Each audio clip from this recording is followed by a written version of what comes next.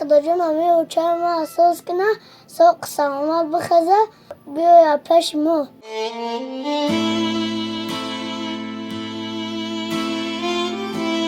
امروز همه کسا میگیم که همه خواهش میکنیم که مادرت را دستگیری کنه. پیش پای همه میگفتیم که مادرت را بگیرن ایران برن تا که بالای سرش بوده مادر جان تو موشه. با جز مادر نه بیبی نه خاله نه اما یگان کس جای مادر را گرفتن نمیتونه. همه خلاصه یک روز پس از گرمای او میخوره. تشنه بسیار میمونه نه؟ تشنه بسیار وقتی دیالیز میکنه خیلی تشنه با بسیار تر میمونه. اون عذاب یگان چیزی هسته؟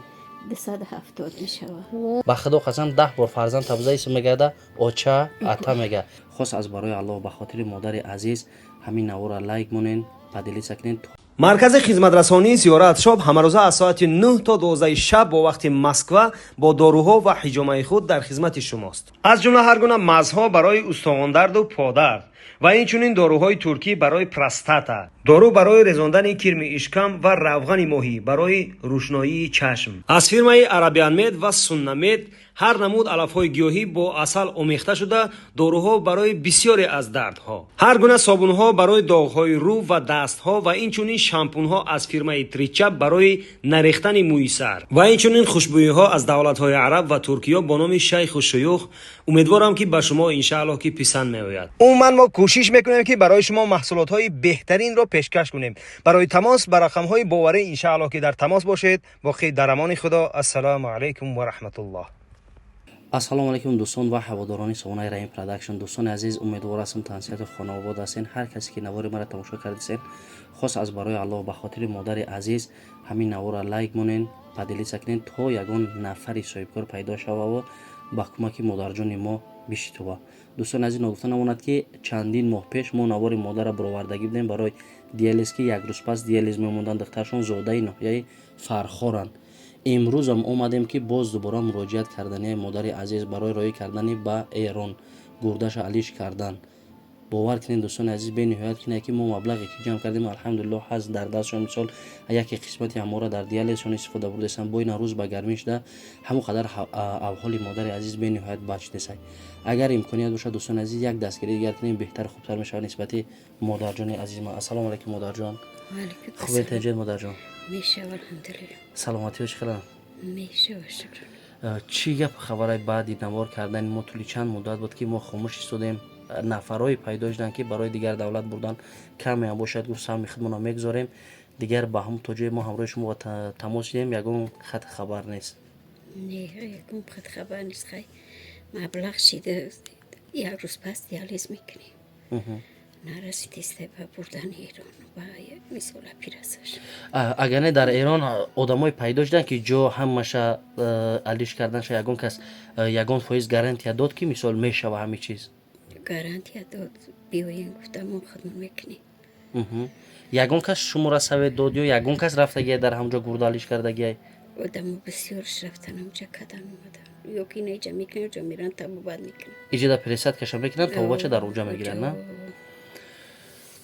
بود یک نفری توزی را پیدا شدگی صاحبکاری که یگان مبلغ شما را بین با گردن گرفتگی باشه؟ نه یگان کس با گردن نگرفته؟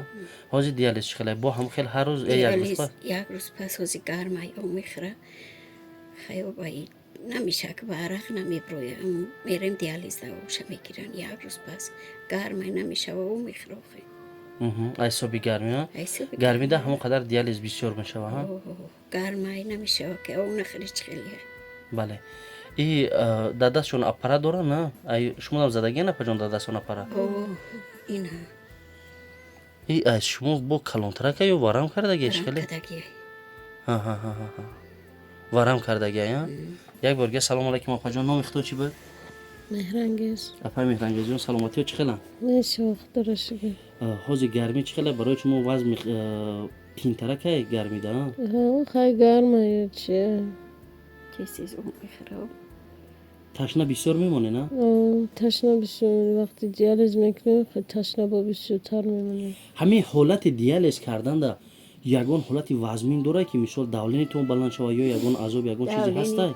270 میشود. و دولینی بلند میشه پش 300 میشه میشود. تا جایی که ما میدونم عصب میگن یک آیا. ساعتش خوب میگذره اوسش وزمین میگذره با اینجا جی میدن او میکنه. شکی بگیرن با دولنش پس میشه که در زمین میزنن.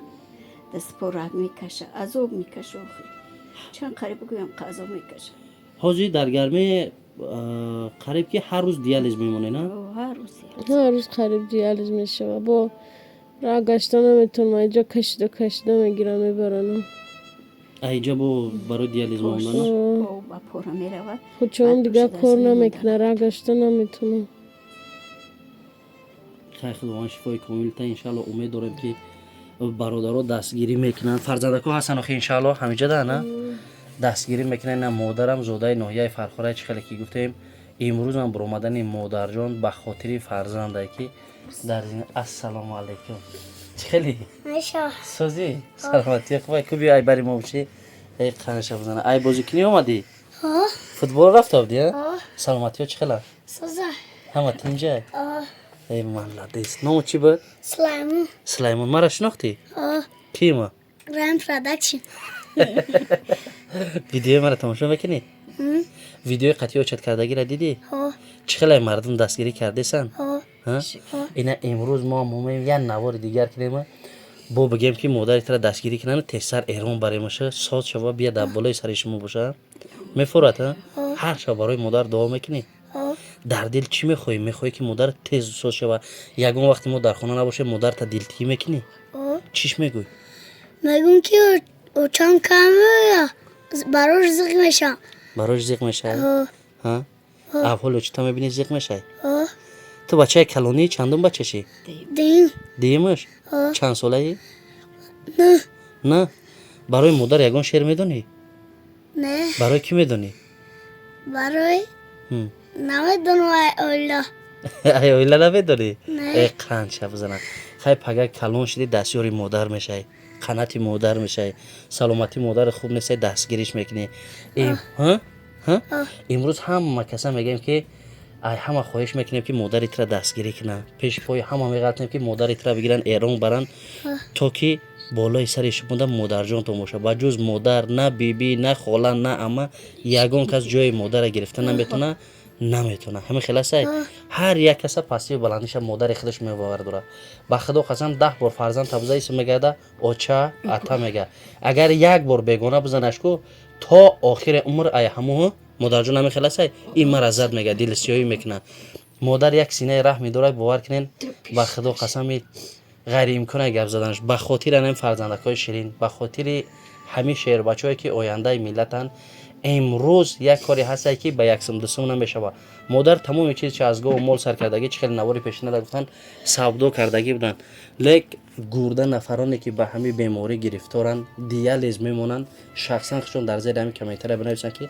احوال دیالیزمون چی احوال گورده الشکین چی بعضیشون گورده الش میکنن سالهای سال با تابلت های قیمتی هستن که میخرن که گورده در ارگانیسم بچسبه هر ارگانیسم با هر خیل گورده را قبول نمیکنه مادر جان همین خیلی است ان شاء الله امید داریم پریزد که با ایودا پرس میفورد که میسول تبابتش کنی بله به همین خاطر به نهایت خینای بین همه کسی یک دستگیری میکنیم این کارت اختاره مادر جان کارتی که در نوار پیشین آمدیم همو یک بار دیگر نام فامیلش اگه میزنه با نام فامیل کی چی نام فامیل دولت و گلشن حاضی وقتی که کارت را بزنن دولت و گلشن میبره در کدام نامی رو پیوست کردگی نول چورده میتونه شون گپ زدن نامی رو از یاد میدونه نخیل این حاج ما رقمای کارت را گپ میزنم مادر میگه که در کدام نامی رو پیوستن 97 62 00 01 11 45 90 45 کارت دوشنبه است که به نام نسب مادرای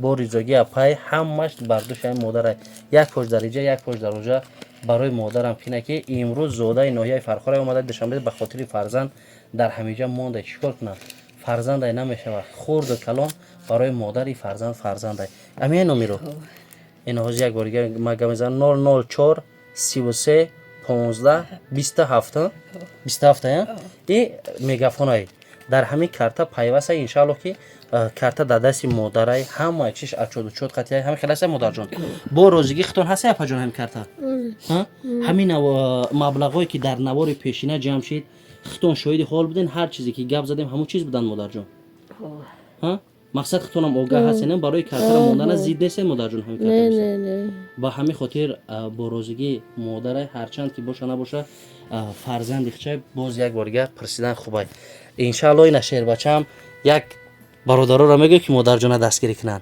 چیشون میگوی میگم که امی و چجور مسئول شوه چی سوق سلامت بخزه بخیزه پیش ما بیا ای دن نامد میم برام انا دوستان عزیز به خاطر همین سخنهای شیرینی دو درچه عزیز ما به خدا قسم یک سمان برای ما عین زمان در کار هر چیزی که همت میکنین بهتر خوبتر میشه دوستان عزیز این کاری هست که انشالله که فردا نامه عمل هر یکی ما و شما میشه به همین خاطر مادر جان انشالله با نفرانی که الکی کار خیر نسبت فرزند شما دریغ نداشتین دستگیری کردین چه خیلی که در پیش دستگیری کرده بودن امروز هم دربار شما میشوه چندین زنگای تلفنی بود چندین دلتیو بود که مادر جان زیغ نشه ما همراهتونیم همه خیلی بود یا نه مادر جان امروز هم چی گفتنی در حق او دو میکنه خدا پروردگار کدمی یردم میکرد نامه عملش نوشته کنه پروردگار خدا تو این ساق سلامت باشه نورا یک یردم کردن خدا میلیارد بیوان پروردگار سلامت باشین مادر جان الله شما را برکت که اینقدر دل بزرگ دارن که امروز درباره فرزند راستین هر کس همین جرأت قوت توانایی را ندارن تا همین روز یگان نفر بود اومدگی از نزدیک دیدگی مادر جان فقط زنگ تلفنی ها انشالله ناامید نیستیم امید داریم از خدای یگانه هر یک چیز سبب میکنه امروز ما هم سبب شدیم نزد مادر اومدیم نزد این شهر بچه‌ش اومدیم هر کسی که در پخش مستقیم دوستان عزیز یا لایک کامنتر دریغ نداره این نوارا را با دوستان برای خودتون پدری سکنه که سبب سخن کردن ما هم در چیه که دیگر شخصیت ها بینن شاید که میخواد که اگه چه خیر کنن در حق مادر بهتر خوبتر میشود و همین خاطر دوستان عزیز الله یار و مددگارتون خیر تا برنامه آینده